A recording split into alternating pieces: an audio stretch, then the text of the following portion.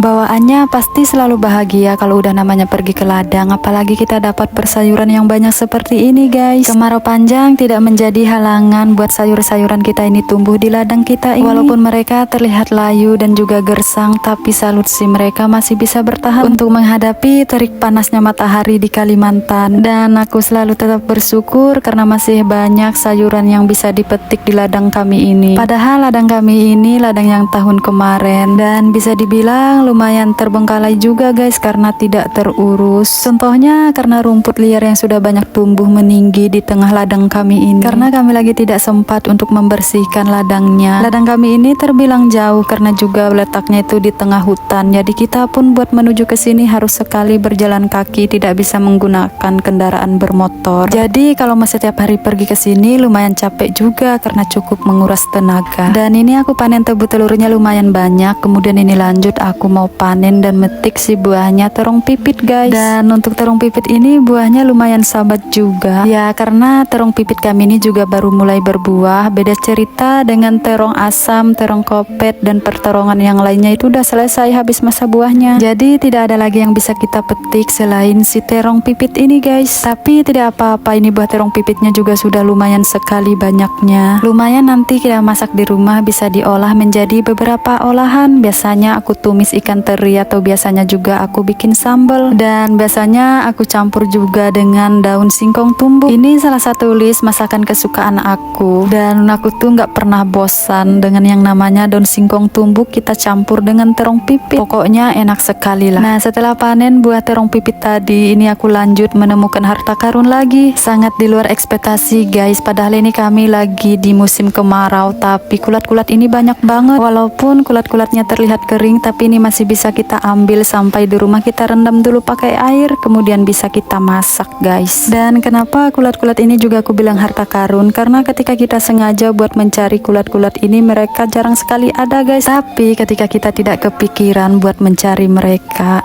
tahu-taunya kita dapat segini banyaknya. Dan ini patut dibilang hoki.